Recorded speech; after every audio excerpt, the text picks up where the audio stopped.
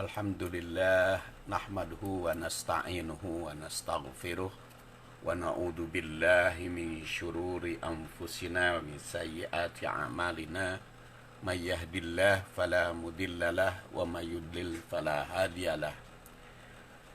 Asyhadu an la ilaha illallah wahdahu la syarikalah wa asyhadu anna Muhammadan abduhu wa rasuluh alladzi la nabiyya ba'dah. Jamaah rahimakumullah, saya ingin melanjutkan bahasan fikih jinayat. Dan sekarang fikih jinayat seri ke-24, yaitu tentang hukum kisos. Hukum kisos. Kisos itu berlaku pada tindak pidana pembunuhan yang dengan sengaja. Perkataan kisos menurut bahasa itu bermakna al-ad wal musawah, seimbang, setimpal. Makanya gunting suka disebut mikos, karena dua sisinya itu sama kan. Kemudian menceritakan kejadian sesuai dengan fakta itu disebut kisoh, karena sesuai dengan fakta. Bahkan orang yang menempuh jalan, menelusuri jejak pendahulu, napak tilas, dalam bahasa Arab disebut qosul asar, mengikuti atau menelusuri jejak. Adapun yang dimaksud kisos yang diwajibkan di dalam Al-Quran adalah menerapkan hukuman dalam pembunuhan atau dalam gangguan fisik sesuai dengan dosa. Hukuman setimpal atau sesuai dengan apa yang dilakukan oleh orang tersebut. Yang tentu saja karena kisos harus setimpal, maka setimpal dulu juga unsur kesengajaannya, unsur ketidaksengajaannya, atau juga bagaimana kalau semi kesengajaan, jadi seperti disengaja padahal tidak, seperti tidak sengaja padahal ada gitu. Jadi oleh karena itu teliti betul di dalam menerapkan hukumannya. Dan memang pembunuhan itu dalam syariah termasuk dosa besar. Pada waktu yang lalu ketika saya membahas hadis, ada 3 dosa yang dihukum mati. Ya, antara lain al-qatlu, hukum pembunuhan. Jadi ada yang 3 itu, pertama adalah kisos, kemudian yang kedua jinah muhsan, dan yang ketiga adalah orang yang murtad yang sengaja memerangi al-Islam dengan kemurtadannya itu. Pembunuhan yang disengaja adalah pembunuhan yang diniatkan atau yang direncanakan dengan menggunakan alat atau cara yang dapat menyebabkan orang lain terbunuh. Makanya salah satu unsur penyelidikan di dalam dosa pembunuhan itu lihat dari sudut alatnya, lihat dari sudut rencananya, lihat juga dari sudut prakteknya, rangkaian ceritanya itu bagaimana. Itu akan bisa dilihat. Pembunuhan yang disengaja merupakan perbuatan yang diharamkan dan pelakunya memikul dosa atau yang disebut dengan al-kabair. Itu sebagaimana ditegaskan di dalam surat Al-Isra atau surat Bani Israil ayat 33. A'udzubillahi minasyaitonirrajim. Wala taqtulun nafsal lati harramallahu illa bil haqq wa man qutila madluman faqad ja'alna liwaliyhi sultana fala yusrif fil qatli innahu kana mansura. Wala taqtulu, janganlah engkau membunuh an-nafs, orang. Kadang-kadang nafs itu berarti orang, kadang-kadang berarti diri, kadang-kadang berarti jenis. Tapi di sini wala taqtulun nafsa, jangan engkau bunuh orang allati harramallahu, yaitu yang Allah Subhanahu wa taala haramkan untuk membunuhnya, illa bil haq, kecuali dengan suatu alasan yang benar. Waman kutila madluman, barang siapa yang terbunuh, barang siapa yang dibunuh secara dolim, secara tidak ada dosa apa-apa, faqad ja'alna, maka kami jadikan liwalihi, pada keluarganya, pada walinya atau kepada ahli warisnya, sultanan, kekuasaan atau kekuatan untuk menentukan hukuman. Fala yasrib, maka janganlah berlebihan, jangan melampaui batas fil qatli, di dalam pembunuhan. Innahu kana mansura, sungguhnya Allah Subhanahu wa taala telah menjadikan kepada orang yang terbunuh itu walinya atau ahli warisnya punya kekuasaan, dan orang itu akan mendapat pertolongan karena mansura. Jadi hukuman bagi pelaku adalah setinggi-tingginya dikisos. Apabila dia membunuh, ya dibunuh lagi. Namun apabila keluarga atau ahli waris korban memaafkan si pembunuh, maka kekuasaannya diberikan kepada ahli waris. Maka yang melakukan atau si pelaku diwajibkan membayar diat. Ya, antara lain di zaman Rasulullah SAW pernah ada terjadi diat itu sehingga 100 ekor unta secara tunai.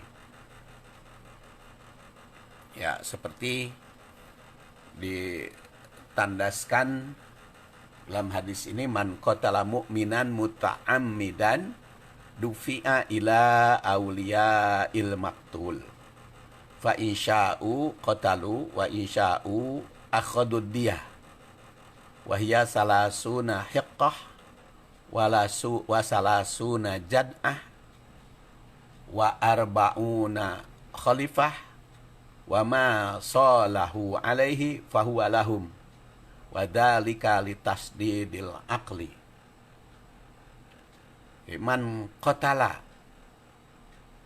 jadi barang siapa yang membunuh muta'ammidan secara sengaja, dufi'a ila auliya il maktul, maka itu diberikan kekuasaan kepada ahli waris yang terbunuh, ahli waris korban, ahli waris yang dikorbankan oleh si pembunuh tersebut.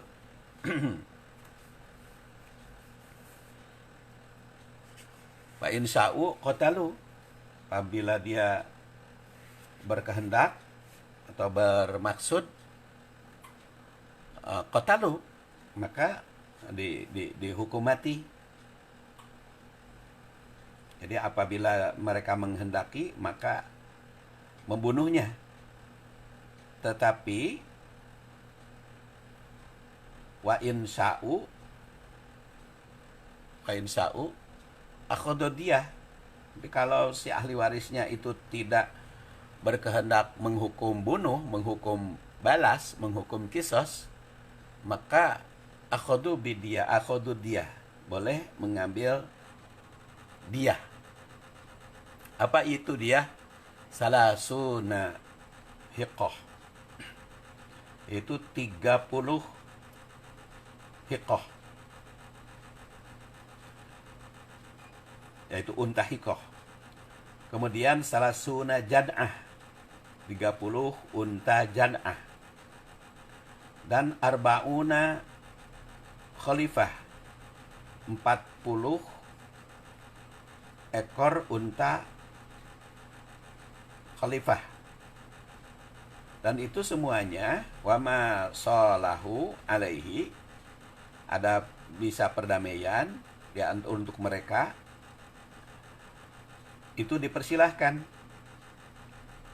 Fahuwa lahum wadzalika litasydidil aqli, demikian itu merupakan hukuman yang keras, hukuman yang tegas. Hadis diriwayatkan oleh At-Tirmidzi. Ibnu Utsaimin, ini Ibnu Utsaimin ulama Saudi ya. Kalau tidak salah masih hidup sekarang di Saudi Arabia ketika kami merekam ini. Sebagai salah satu tokoh imam di Masjidil Haram.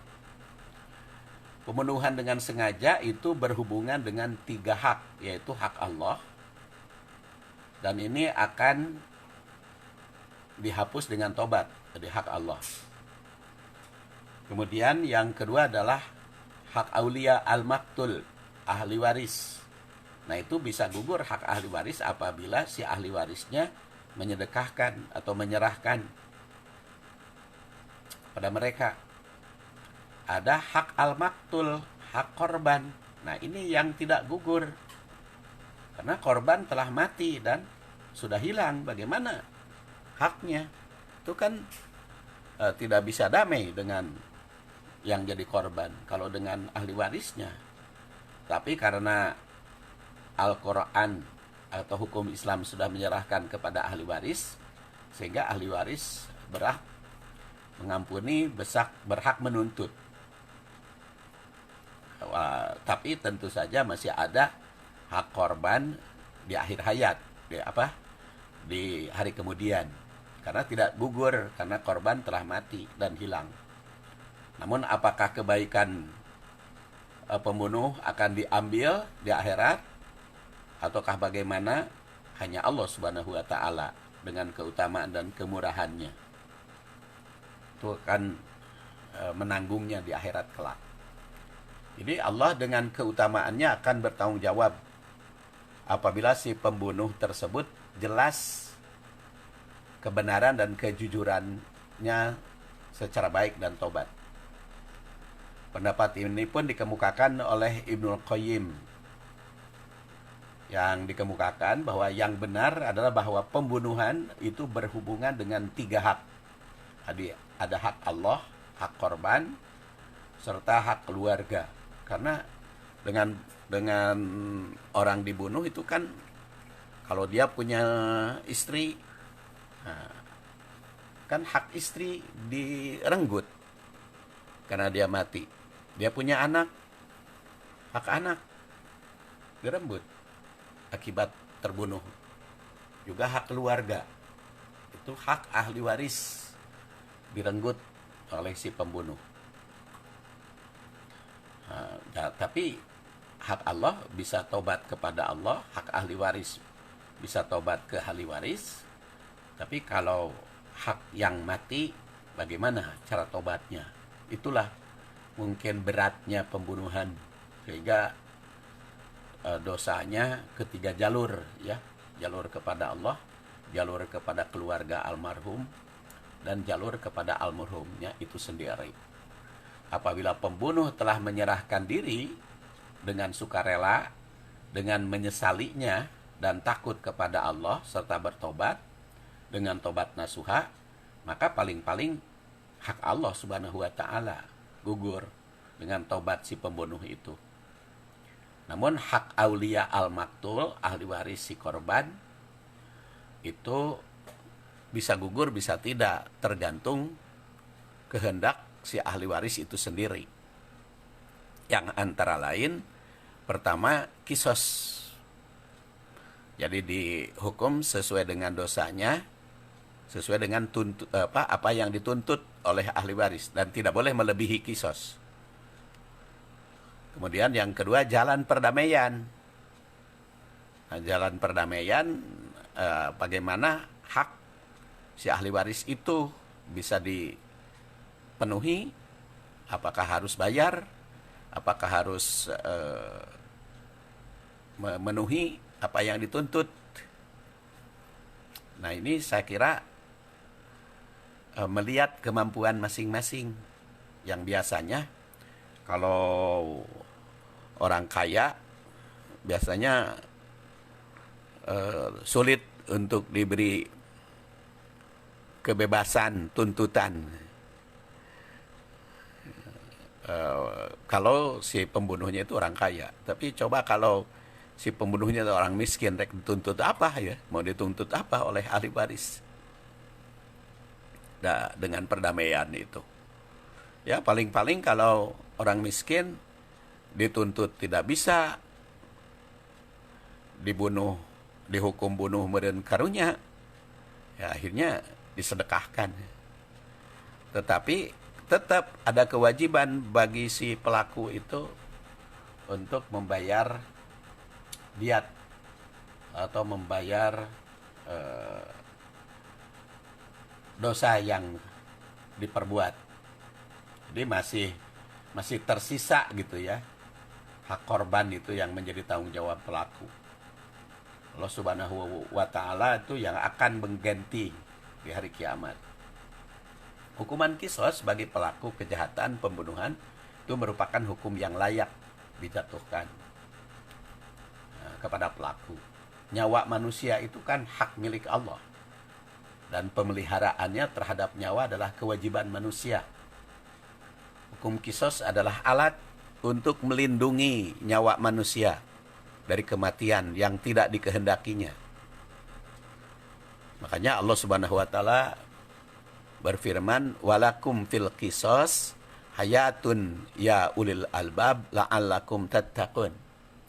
Dan di dalam hukum kisos itu ada hayat, ada kehidupan. Ya ulil albab, wahai orang yang mau berpikir, agar kalian takwa. Jika seorang muslim membunuh sesama muslim, maka dapat dihukum mati. Inilah yang dinamakan hukum kisos sebagaimana diperintahkan Al-Quran. Ya ayyuhalladzina amanu kutiba alaikumul kisos fil qatla. Al-hurru bil hurri wal abdu bil abdi wal unsa bil unsa. Hai orang yang beriman, kutiba telah dimaktub, telah dipardukan, telah diwajibkan. Alaikum atasmu al-qisas, hukum kisos. Fil qatla, di dalam urusan pembunuhan.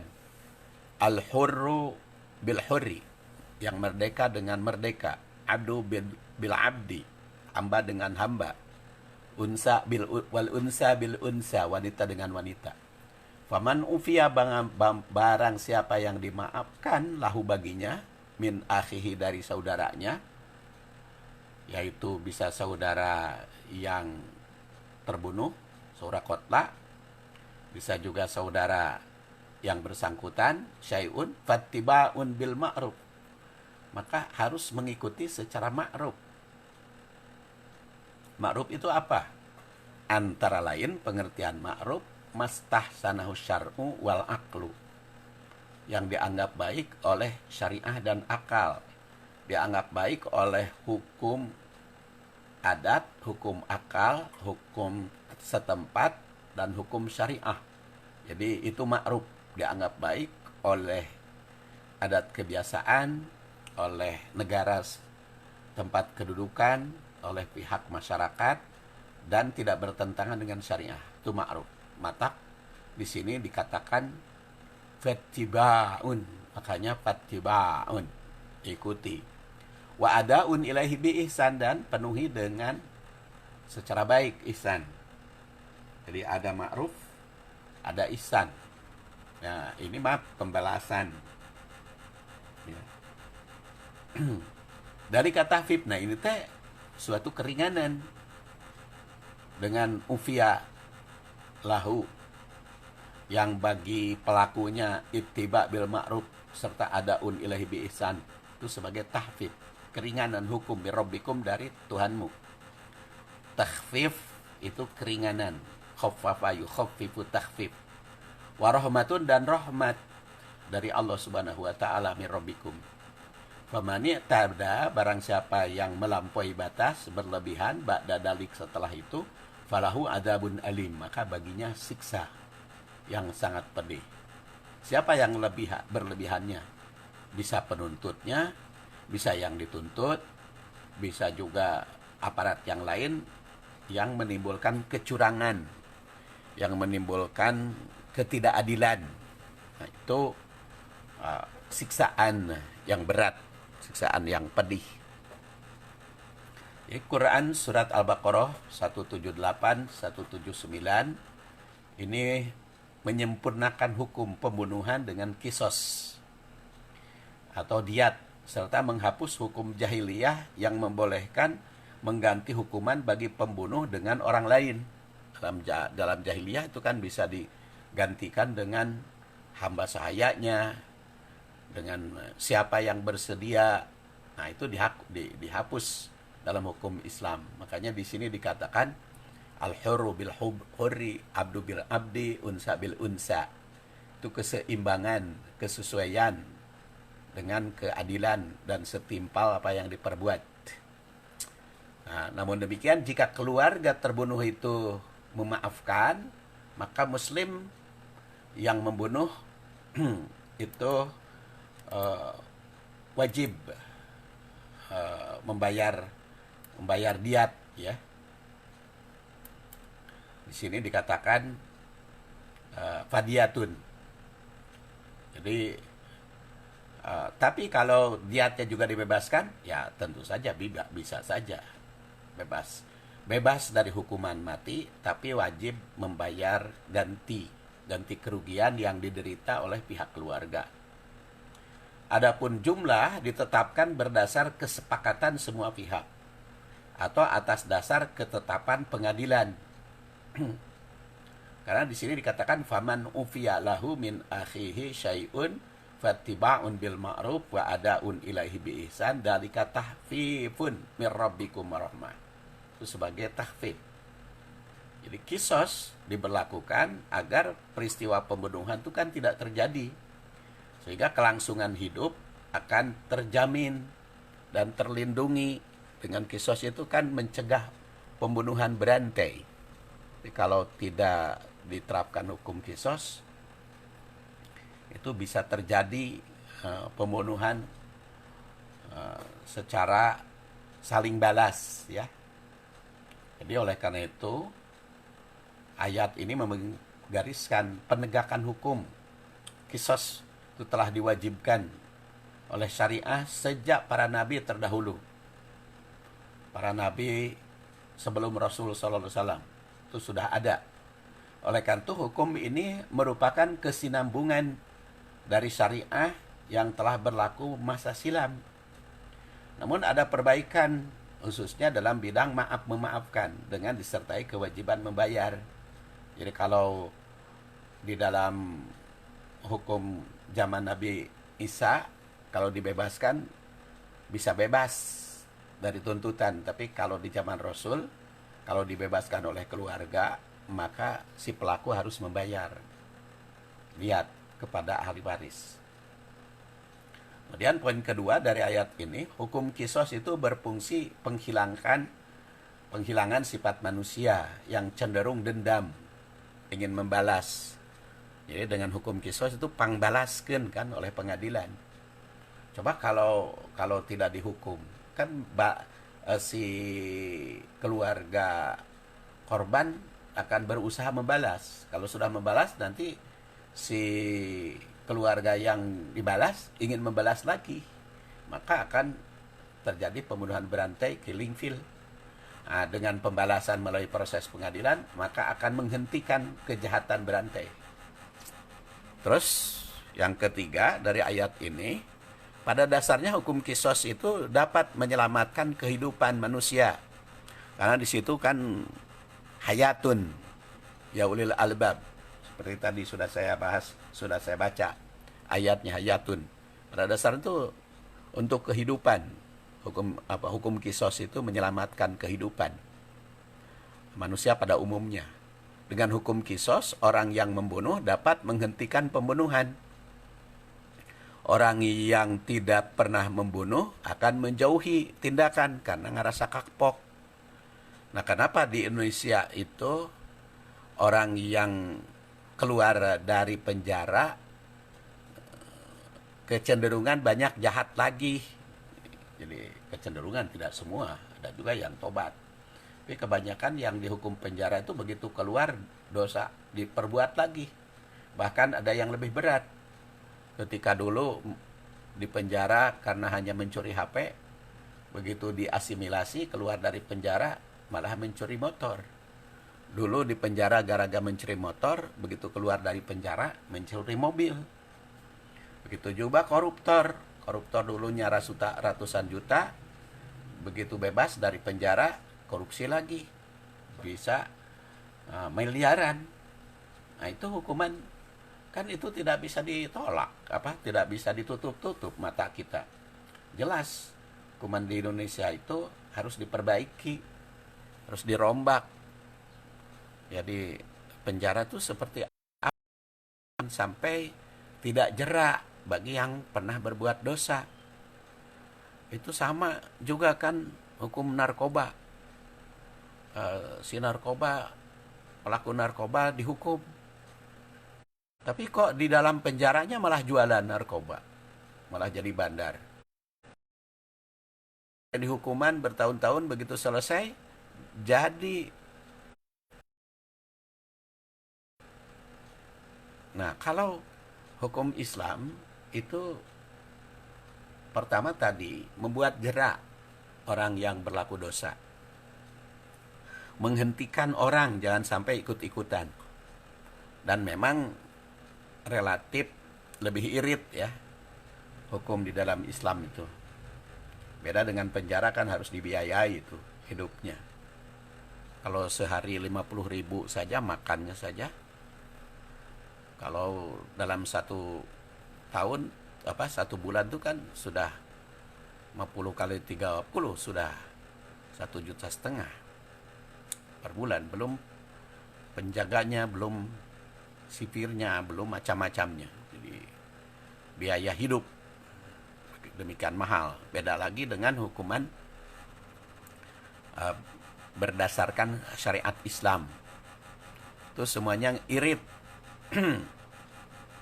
Hukuman pembunuhan ya alternatifnya kisos atau damai dengan keluarga, atau bagaimana caranya.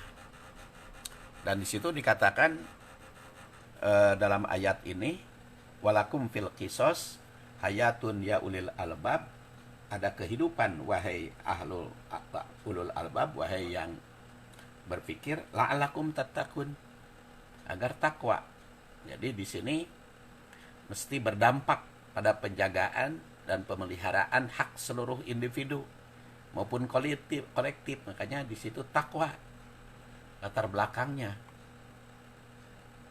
Kemudian al-qotsla di situ dikatakan bahwa kisos itu hanya berlaku di dalam urusan qotsla. Itu merupakan jama dari kotil, yaitu urusan terbunuh, pembunuhan tanpa kecuali dengan cara apa atau menggunakan alat apapun, karena di situ fil qotsla. Nah, pada ayat ini merupakan di dalam pembunuhannya dengan cara apapun, tetapi fil qotla itu kekhususan. Jadi hukum kisos itu hanya berlaku urusan hak penggunaan gangguan fisik, gangguan jasmani ya. Hukum kisos hanya berlaku pada tindak pidana fisik yang menjurus pada terbunuh manusia. Allah Subhanahu wa taala mewajibkan penerapan hukum kisos ini dengan setimpal. dan itu berlaku sejak masa silam. Makanya di dalam ayat ini katakan wa katabna alaihim fiha anan nafsa bin nafsi wal aina bil aini wal anfa bil anfi wal uduna bil uduni. Di sini lebih rinci, telah diwajibkan atas mereka fiha dalam hukum kisos itu diri dengan diri, ain dengan ain, mata dengan mata. Jadi kalau dosanya mata dibocosan, dibocos lagi. Anfa bil anfi, nah, hidung pamannya diganggu, dipukul lagi. Udun bil udun, telinga dengan telinga, dijiwir lagi. Sinna bis sini, gigi yang rontok dirontokkan lagi. Wal jurah, dan kisos. Di jurah, perlukaan yang lain juga, itu kisos, setimpal hukumannya, ya. Setimpal sesuai dengan dosanya. Tapi paman tasoddaqo, barang siapa yang menyedekahkan bihi fahuwa kafaratun, maka itu kafarat baginya.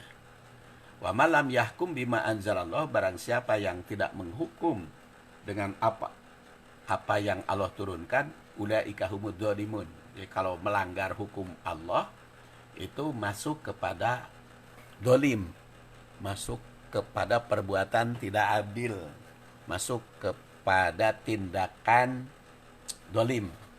Jadi sejak dahulu kala hukum kisos dalam pembunuhan itu telah ditetapkan dalam kitab Taurat. Berdasar kitab-kitab tersebut, segala yang berkaitan dengan terpaan fisik, maka mesti dibalas dengan fisik yang setimpal. Orang yang melempar mesti orang yang menampar ditampar, yang melukai dilukai, yang membunuh dibunuh lagi. Kemudian setelah diutus Nabi Isa dengan membawa kitab Injil, ada syariah diat. Itu mengganti hukuman dengan bayaran yang setimpal pada ahli waris terbunuh. Nah, itu ada perubahan di zaman Nabi Isa itu. Sedangkan zaman jahiliyah, hukuman pembunuhan tuh sangat ditentukan oleh kafilah. Terkadang ada yang mesti dibunuh lagi, terkadang dibebaskan sesuai dengan perjanjian. Ada pula yang membunuh itu bisa bebas karena diganti oleh orang lain yang bisa dihukum atas ketetapan kepala suku. Bila tidak ada persetujuan satu sama lain, maka terjadi pembunuhan berantai. Itu di zaman jahiliyah, di zaman sebelum Rasulullah SAW diutus.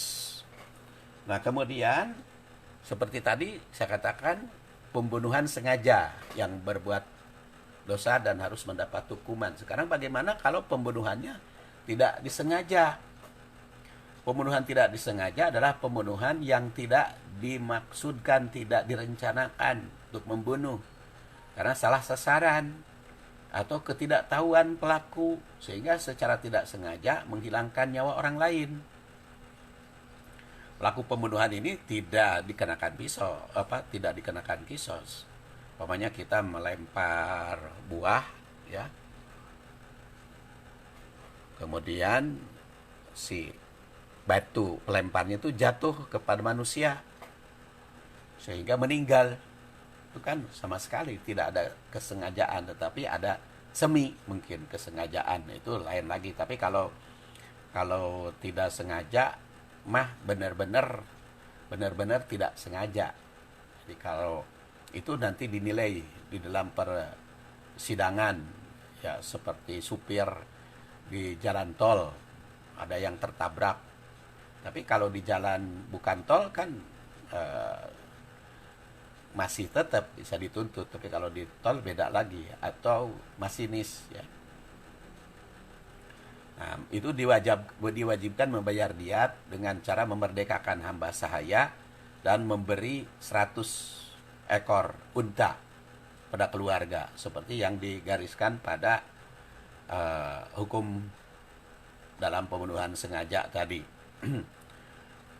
Dan di dalam surat An-Nisa ayat 92 sudah dikatakan waman qatala mu'minan khotoan fatahriru raqabah mu'minah wadiyatun musallamatun ila ahli illa an yasaddaku. Barang siapa yang membunuh mukmin tidak sengaja kesalahan, maka dia wajib memerdekakan hamba sahaya yang mukmin dan membayar diat musallamatun ila ahli, yang diserahkan kepada keluarga yang terbunuh ila ayasodaku. Dan di sini dalam ayat ini memang tidak disebut jumlah diatnya karena itu ada kaitan dengan proses di pengadilan jumlahnya, demikian pula penyedekahannya. Ada juga pembunuhan seperti sengaja, jadi disebut disengaja enggak, tapi disebut tidak sengaja juga ada mirip-mirip dengan kesengajaannya. Nah, itu namanya seperti sengaja. Pembunuhan seperti sengaja ini adalah pembunuhan yang dilakukan tidak sengaja dan tidak menggunakan alat dan cara yang dapat membunuh, dan yang secara kebiasaan tidak dimaksudkan membunuh. Contohnya tadi nyintrek itu kan tidak ada kebiasaan untuk membunuh dengan sintrek. Tapi kalau ternyata disintrek kelepar meninggal, nah itu karena nyintreknya itu kan sengaja. Atau jewer gitu, jewer telinga, meninggal. Padahal kan ngejewer atau nyintrek kan jelas tidak dimaksudkan membunuh, tetapi karena ngajewernya nyintreknya sengaja, ada semi pembunuhan. Atau memukul dengan lidi, satu lidi cepret, meninggal yang dicepretnya, yang dipukulnya ternyata mati. Atau seseorang hanya menjewer atau mencubit telinga, ternyata menimbulkan kematian. Nah, itu semi sengaja. Pelaku pembunuhan seperti ini tidak dihukum kisos, tetapi itu harus membayar diat yang jumlahnya nanti diajukan oleh keluarga korban, yang ditetapkan oleh hakim secara adil atau dasar kesepakatan keluarga almarhum. Jadi keluarga korban dengan keluarga pelaku, ini sepakatnya seperti apa. Diat yang dimaksud dalam ayat itu jelas disabdakan oleh Rasul, ala inna diatal khot'i sibhil abdi. Ingat, mati yang menyerupai kesengajaan, maka nabis sauti wal aso mi'atun minal ibil, itu 100 ekor diatnya, mi'atun minal ibil, 100 ekor unta. Mayoritas ulama berpendapat bahwa yang dimaksud 100 ekor unta itu tidak hanya dimestikan dalam bentuk fisik unta, tapi juga bisa diganti dengan biaya yang senilai dengannya. Ini kalau tahun 2017 yang lalu itu kan rata-rata unta itu 3.000 real. Itu tahun 2017, tapi konon 2020 juga harga unta masih ya 3.000 real di Saudi itu. Jadi kalau 3.000 real waktu tahun 2700 itu sekitar 1 M. Tapi kalau sekarang kan realnya sudah 4.000. Jadi kalau 3.000 kali 4.000 berarti 1 miliar, 2. 1 miliar 200 juta. Jadi itu harga unta. Tapi tentu saja realnya itu diperhitungkan kepada pasaran unta dan pasaran juga harga nilainya. Tapi yang jelas pembunuhan itu ada pembunuhan disengaja, ada pembunuhan tidak disengaja, ada pembunuhan yang semi sengaja. Dan nanti mana pembunuhan disengaja, mana tidak sengaja, mana semi sengaja, itu diputus di dalam pengadilan. Nanti kan Kalau di dalam pengadilan itu ada penuntut, kemudian ada yang bersangkutan, tapi karena terdakwa itu kan disidangkan, terus ada pembela. Nah, nanti ada hakim yang mempertimbangkan, dan tentu bukti-bukti bisa menunjukkan, dan termasuk juga saksinya ke arah mana, dan itu eh, di dalam masalah hukum pembunuhan ini, dalam syariat Islam hukum jinayat tetap ada proses peradilan, jadi tidak bisa saling balas dendam, ya. Jadi itu tidak bisa. Makanya diatnya juga jumlahnya berapa. Nah, di zaman Rasulullah ada salah satu contoh 100 ekor unta. Tapi karena kan unta juga macam-macam harganya, ya. Ada unta kecil, unta sedang, unta mahal. Sama. Kalau di Bandung juga sapi kan sama. Sapi itu ada yang mulai dari 10 juta sampai 1 miliar juga ada. Jadi sapi lemosin dan sebagainya. Unta juga sama. Ada unta tunggangan, ada unta sembelihan, ada unta daging, ada unta kendaraan. Nah itu makanya di sini kenapa ukurannya unta, supaya dijadikan bahan pertimbangan di peradilan. Yang jelas prinsip pokok Al-Islam mengajarkan harus menjauhi hal-hal yang merugikan, baik merugikan orang lain maupun merugikan diri sendiri. Tapi di sini ditegaskan bahwa hukum kisos itu hayatun. Di sini dikatakan hayat, ada unsur pembelaan kehidupan bagi ulul albab, bagi orang-orang yang mau mengikuti, mau menjalankan aturan Allah Subhanahu wa taala. Nah, orang yang tidak mau menjalankan aturan Allah atau menghukum tidak sesuai dengan aturan Allah, faulaika humud dzalimun. Itu mereka orang yang zalim, karena di sini dikatakan wa malam yahkum bima anzalallah faulaika humud dzalimun. Jadi kalau ingin adil, ya terapkan hukum berdasar hukum Allah, baik di dalam kisos maupun dalam semi kisos, begitu pula di dalam hal hukuman pembunuhan tidak sengaja. Mudah-mudahan bermanfaat bagi kita. Saya anggap cukup bahasan kisos ini. InsyaAllah bersambung pada hukum yang lain. Subhanakallahumma wa bihamdik, asyhadu an la ilaha illa anta, astaghfiruka wa atubu ilaik. Wassalamualaikum warahmatullahi wabarakatuh.